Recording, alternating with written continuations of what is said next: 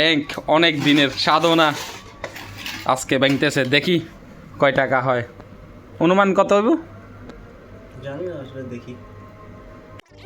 The feeling won't let me sleep, 'cause I'm lost in the way you move, the way you feel.